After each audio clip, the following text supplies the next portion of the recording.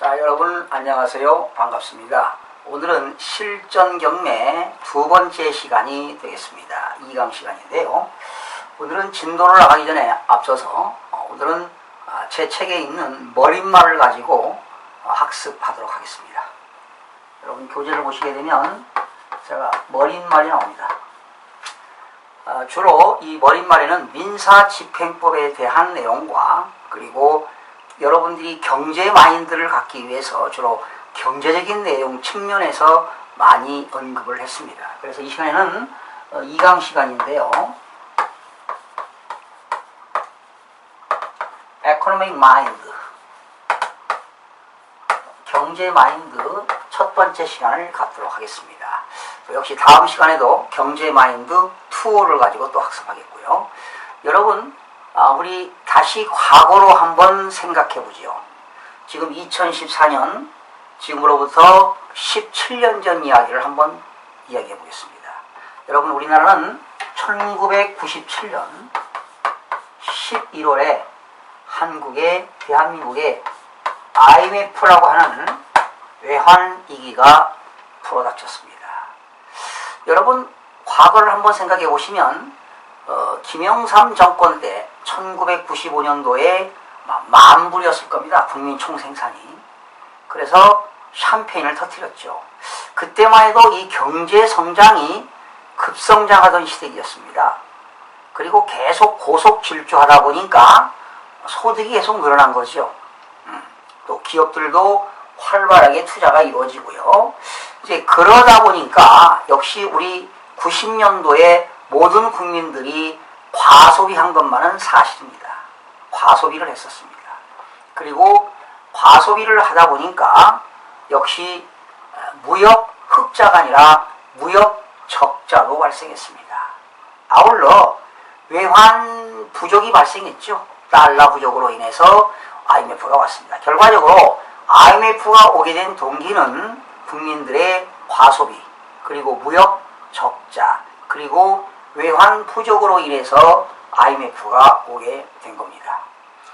그리고 그 위에 이제 김영삼 대통령 이후에 이제 김대중 대통령이 이제 IMF를 맡게 됐죠. 그래서 그때 IMF를 어떻게 극복했습니까? 이제 과정에서는 어떻게 경제 활동하는데 과소비를 줄이고, 그리고 이제 근검 전략을 하고, 그리고 남은 돈을 가지고 저축도 하고, 그렇죠? 그리고 국산품을 애용하자, 이런 운동이 벌어졌습니다. 또 기업에서는 더 좋은 제품을 생산하기 위해서 기술을 연구하고 또 기술을 개발, R&D를 시작했습니다. 또한 국가는 그 당시 김대중 대통령 때 국가는 금모기 운동을 시작했습니다. 그리고 시민단체에서는 아나바다 운동이 일어났습니다. 시민단체에서는 아나바다 운동이 일어났다. 아껴 쓰고, 나눠 쓰고, 바꿔 쓰고, 다시 쓰고, 이렇게 아나바다 운동이 벌어졌습니다. 그게 이제 아껴 쓰고, 나눠 쓰고, 바꿔 쓰고, 다시 쓰자, 이런 준말이었습니다.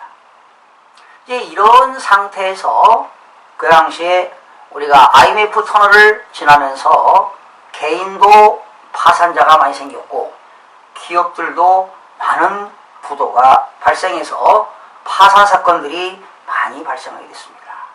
이때 부동산은 경매로 산더미처럼 쌓였죠. 이때 개인들은 여유 자금이 있는 사람들은 싸게 부동산을 투자했고, 또한 기업들은 자기 회사 건물을 갖추기 위해서 여유 자금을 가지고 사옥을 장만하기도 했었던 그런 시절이었습니다.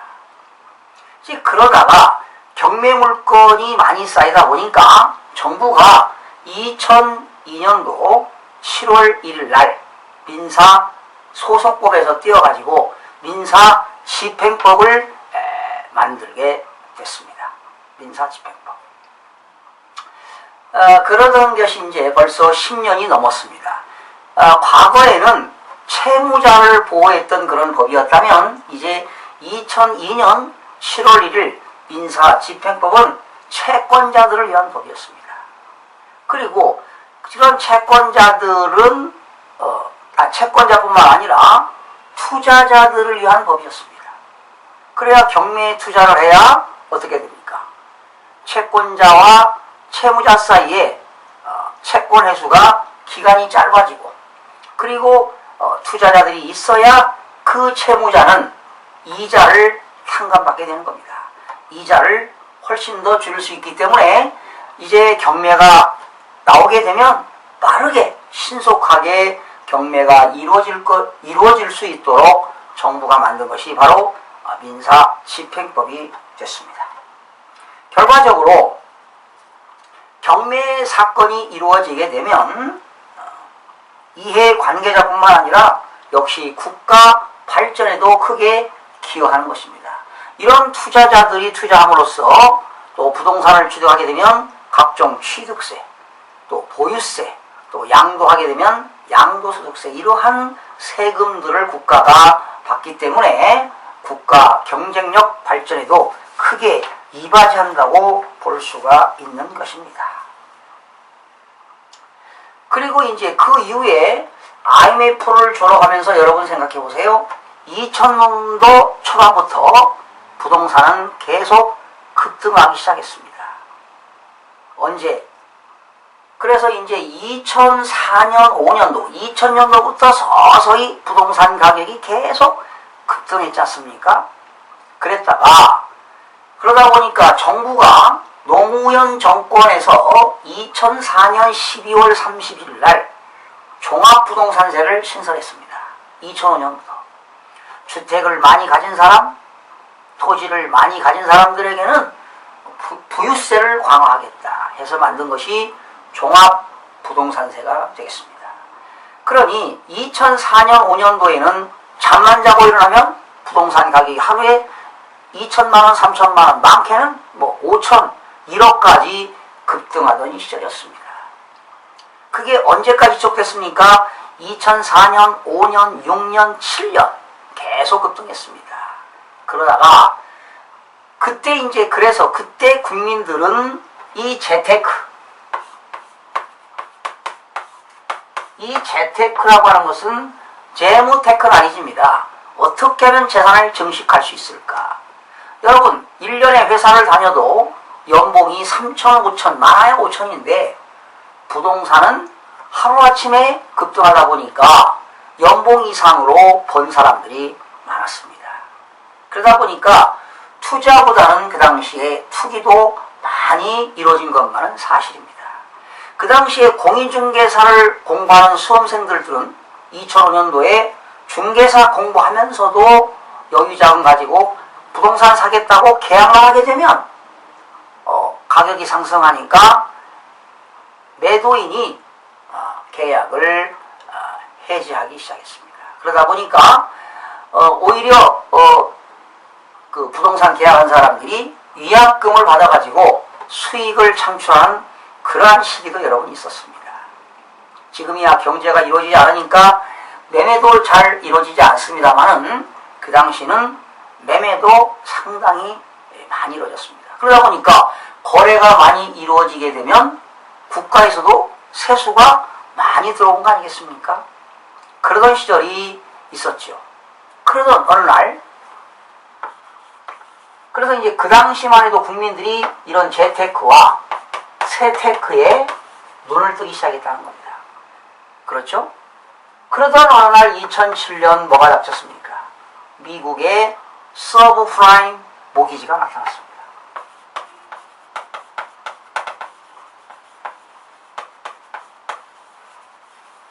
서브프라임 모기지. 바로 이것이 뭐냐? 비우량 주택담보대출입니다.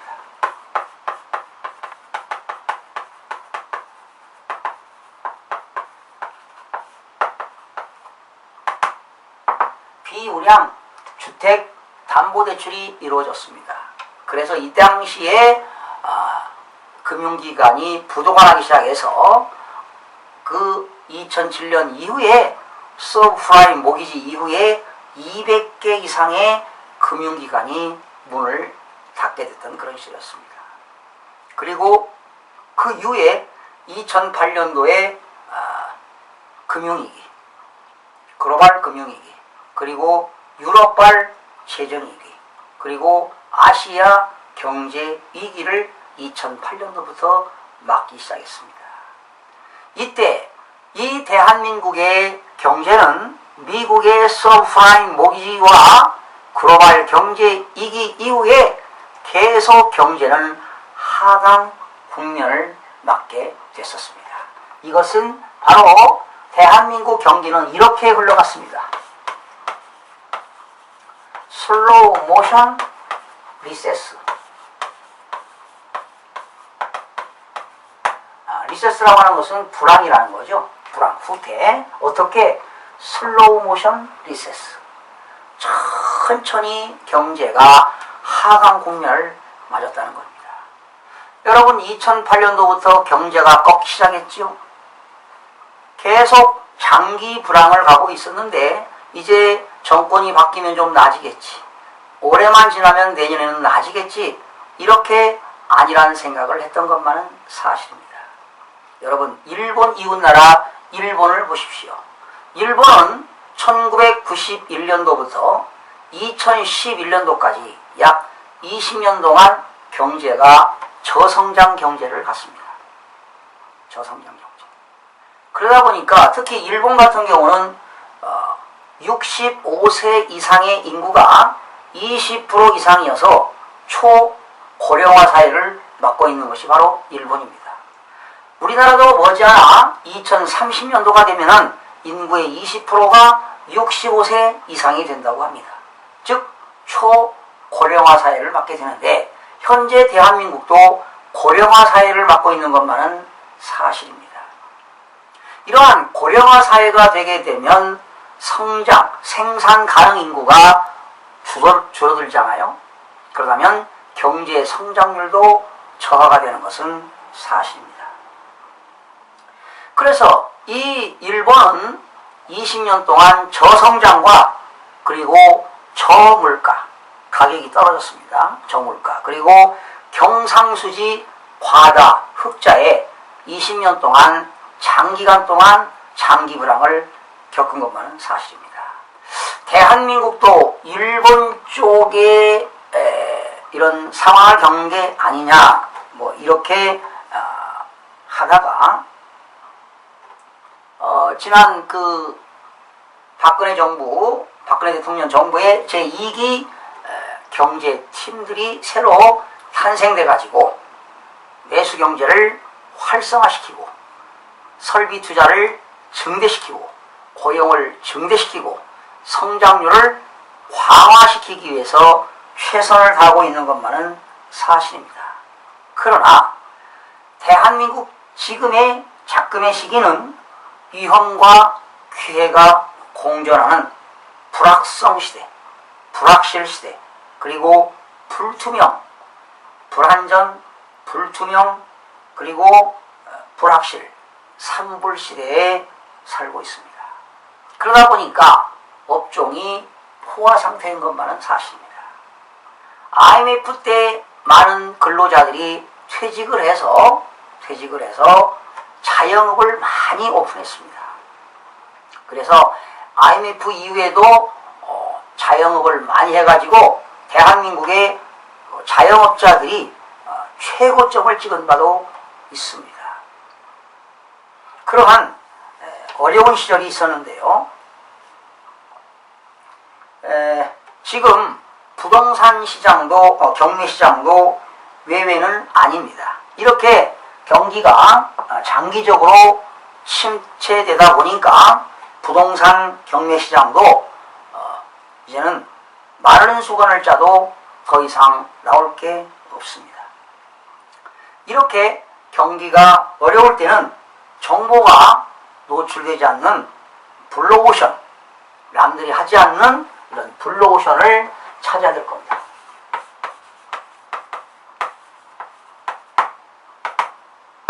제가 실전 경매 비법 부동산 실전 경매와 동산 실전 경매의 노하우를 여러분 이 강좌에서 블루오션을 여러분들에게 찾아드릴 것을 약속드립니다. 그래서 여러분 거기 그 머리말을 보시게 되면 경매 시장에서도 얼마든지 수익을 창출할 수가 있습니다. 그래서 이제는 지식 경영을 활성화시켜야만이 생존 경쟁에서 살아남을 수 있습니다. 필요 지식을 창출된 지식을 수집하고 본인 스스로 체계화된 전략적 사고를 가지고 투자 마인드를 가지고 보유 지식을 잘 관리해 간다면 평생 동안 수익을 극대화시킬 수 있으리라고 본인은 생각이 되어집니다. 그래서 여러분 동영상 강의를 시간 날 때마다 실시간 업데이트를 해드릴 것을 약속드립니다. 특히 이 세계 경제와 국내 경제 그리고 부동산 동향을 시시각각으로 여러분들에게 알려드리고자 합니다. 지금 세계 경제는요, 국내 경제뿐만 아니라 세계 경제는 완전히 포화 상태입니다. 포화 상태다 보니까 성장이 멈췄습니다. 저성장이죠. 저성장. 그리고 물가는 자꾸 떨어지고 있죠. 공장에서 만든 제품들은 과잉 생산이 돼가지고 물가가 떨어지고 있습니다. 그리고 금리도 지금 떨어지고 있습니다. 한국은행 기준금리가 2.5였죠. 2.5%였는데 1년 3개월 만에 다시 1.2점 이번에 2.25%로 인하시켰습니다. 앞으로도 제 생각인데 한국은행의 기준금리도 계속 인하될 전망이라고 생각이 되어집니다. 그러다 보니까 이렇게 저금리가 되니까 기업들은 이익이 안 나기 때문에 제대로 투자가 이루어지지 않습니다. 저투자가 이루어지는 겁니다. 그러다 보니까 기업들은 투자를 하지 않으니까 소득이 줄겠죠. 그러니까 고용도 잘 이루어지지 않습니다. 저고용. 그러면 임금 소득자들은 당연히 소득이 줄 수밖에 없습니다. 저소득이 이루어지기 때문에 바로 뭐가 될까요? 저소비가 이루어지는 겁니다. 저소비. 계속 악순환이 되는 거죠. 악순환. 바로 이것은 모든 세계뿐만 아니라 국내 경기도 모든 것들이 과잉 공급이 되는 겁니다. 과잉 공급. 포화 상태지요. 대한민국의 모든 업종이 포화 상태입니다. 심지어 전문가 집단도 마찬가지입니다. 여러분 우리나라의 보건복지부에 등록된 의사만 해도 11만 5천 명입니다. 작년 한해 개인병원, 종합병원도 약 5천여 개의 파산자가 발생했습니다. 바로 이게 뭐냐? 과잉 공급이다 보니까 경쟁이 악화가 되는 겁니다. 여러분 여기서 올해 대한민국에 유행했던 것이 커피 전문점이 유행한 걸로 알고 있습니다. 동네마다 커피 전문점이 생기다 보니까 오히려 손해를 보는 사람은 누구였느냐라는 거죠. 자판기 판매업자는 엄청난 손실이 많이 발생하고 있다고 합니다. 이게 바로 경쟁이 악화되니까 과잉 공급이 되니까 경쟁이 악화되면 당연히 그 자영업들은 사업이 부진될 수밖에 없습니다. 사업이 부진되게 되면 당연히 자영업자들은 소득이 어떻게 될까요? 떨어지겠죠. 소득이 저하됩니다. 소득이 저하되게 되면 어떻게 될까요? 살기가 힘들어지니까 자영업을 운영하기가 힘들게 되니까 자꾸 부채가 증가할 수밖에 없습니다. 채무가 늘어날 수밖에 없다. 부채가 증가되는 것이 이런 것들이 악순환이 되게 되면 어떻게 될까요? 자영업이 폐업이 되거나 도산이 되는 겁니다. 이런 것들이 폐업이 되고 도산이 되게 되면 어떠한 문제점이 생기느냐? 실업이 악순환됩니다. 실업. 실업의 악순환이 되게 되면 바로 어떻게 됩니까? 소득이 적어진다는 거지요. 고용도 적어진다는 거지요. 투자도 적어진다는 거지요. 그러면 소비가 이루어지지 않습니다. 그래서 정부가 내수경제를 활성화시키고 주택경기를 활성화시키기 위해서 지금 최선의 노력을 다하고 있는 것이 보여집니다. 또한 여러분, 이것을 한번 살펴보실까요? 앞으로 고령화 사회가 됩니다. 현재 대한민국도 고령화 사회에 진입한 것만은 사실인데요. 이러한 고령화 사회가 도래되면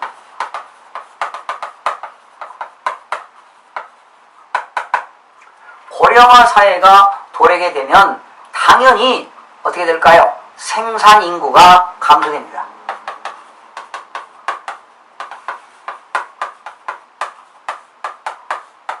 생산 인구가 노동력이 감소될 수밖에 없습니다. 그렇게 되면 경제 성장률은 어떻게 될까요?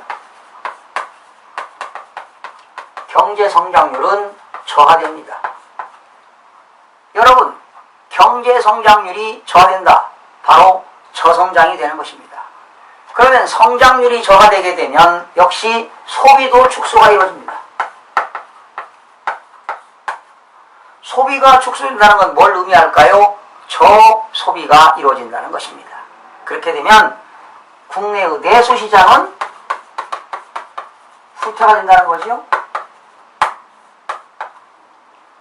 내수시장이 후퇴된다는 것은 소비가 이루어지지 않는다는 겁니다. 저소비가 된다는 거죠. 내수시장이 후퇴된다. 그렇게 되면 기업들은 어떻게 될까요? 투자를 하지 않게 되는 겁니다. 설비 투자가 감소된다.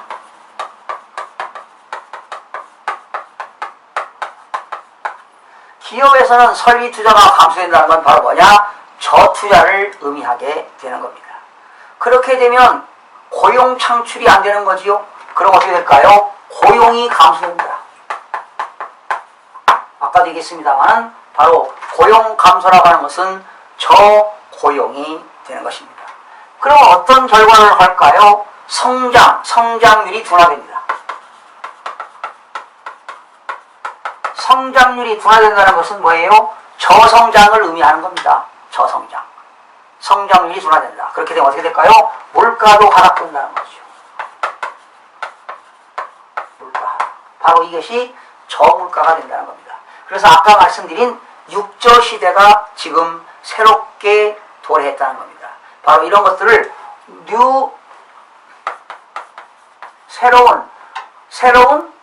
새로운 것이 바로 보통이다. 뉴 노멀. 신 루멀 시대가 도래했다는 겁니다. 신 루멀 시대. 네. 자, 이러다 보니까 여러분 이런 것들이 계속 반복되면 어떤 현상이 일어날까요? 세계적으로 장기 불황이 올 수가 있다는 겁니다. 바로 이것이 프롤onged 리세션입니다.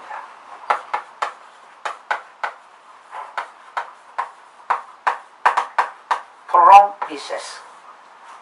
recess. 장기 불황이 올 수가 있다는 것입니다. 그래서 이번 박근혜 대통령 제2기 새 경제팀이 경제 방향 정책을 보면 내수 경제를 활성화하겠다. 그리고 가계소득과 기업소득의 선순환 구조를 정착시켜서 소비와 투자를 늘리고 그리고 주택 경기를 활성화하기 위해서 지난 8월 1일부터 LTV 주택담보 인정 비율과 그리고 DTI 총 부채 비율을 60%로 완화시켰습니다. 그래서 경제 발전에 이바지하겠다고 발표한 바 있습니다.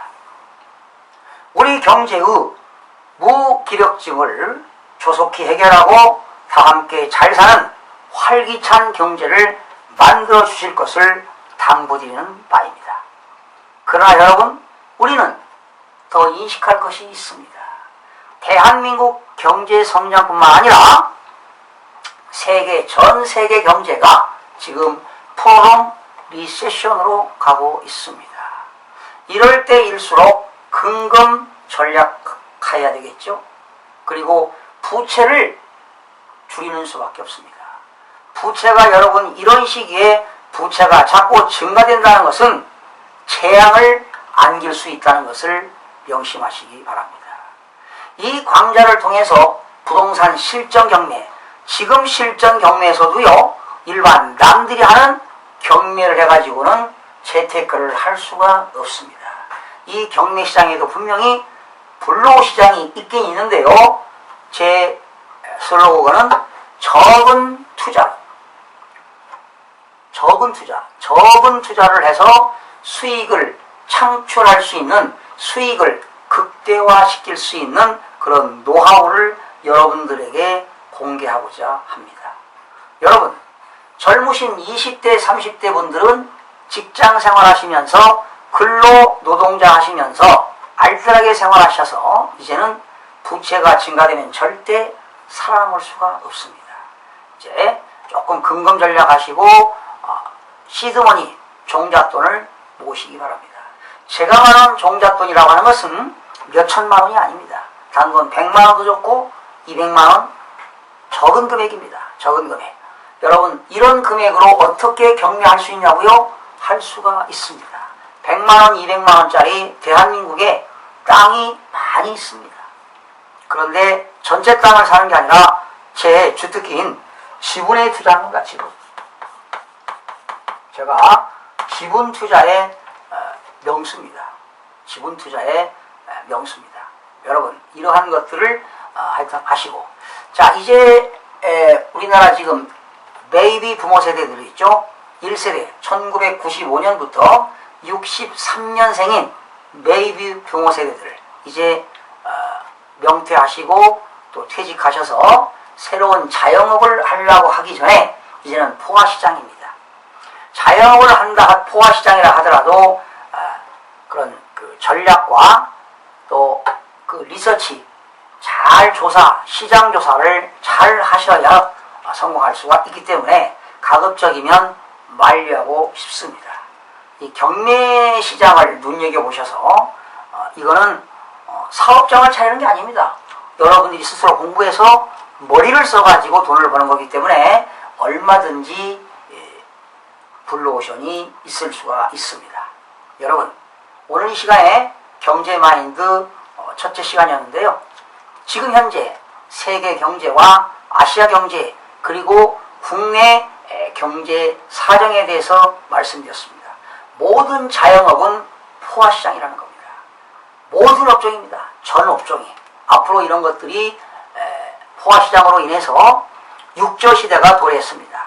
저성장, 저물가, 저금리, 저투자, 저고용, 저소득입니다. 이걸 꼭 명심하시고 이제는 소비를 현명한, 과소비가 아니라 현명한 소비를 통해서 시드머니를 모아서 경매에 투자할 수 있는 그런 여력을, 경쟁력을 갖추시기 바랍니다. 여러분, 다음 시간 경제마인드 두 번째 시간에 여러분 찾아뵙겠습니다. 여러분 수고하셨습니다.